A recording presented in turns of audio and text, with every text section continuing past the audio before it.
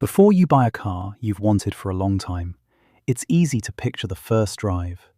You can imagine collecting it, seeing it outside the house, noticing every small detail.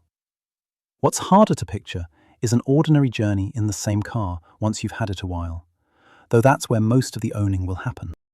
By then, the car is much the same as it was on the first day, still doing what it was bought for.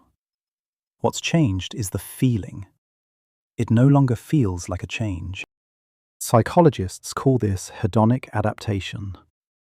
A sharp improvement, once it becomes familiar, tends to settle back towards whatever now counts as normal. So the lift it gave fades as the newness does. The early thrill was genuine while it lasted, and a new car can still be a good car long after it stops feeling like a new one. The trouble is that the feeling of getting it is the vivid part, and the vivid part is the one that fades. So the obvious move, once it has faded, is to reach for it again with something better. But the better thing becomes the new normal in its term, and the feeling drains from there too, while the level you have to beat has quietly risen.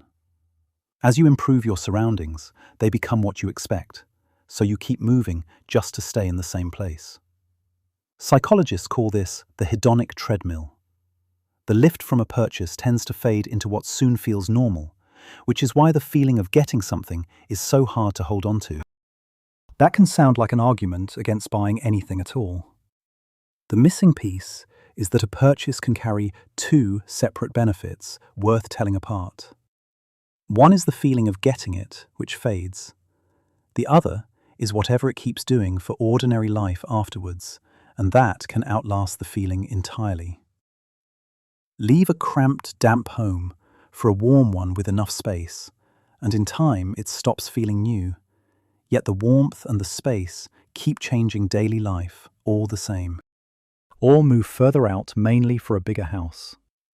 The extra space soon becomes familiar, while the longer drive to work still takes the same time every morning.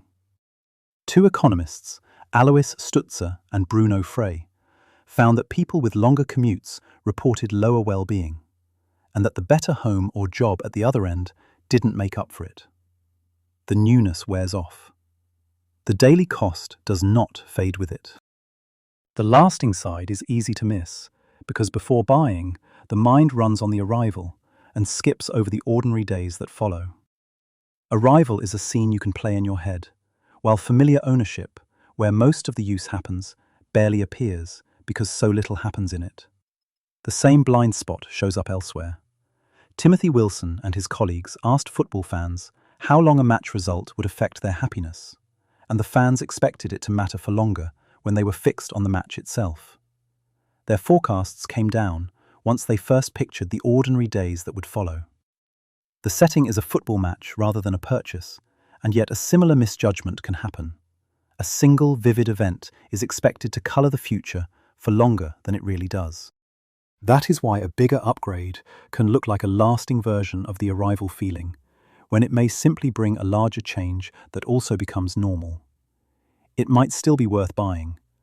A better car can be safer, more comfortable, or simply good to have, and those are real benefits.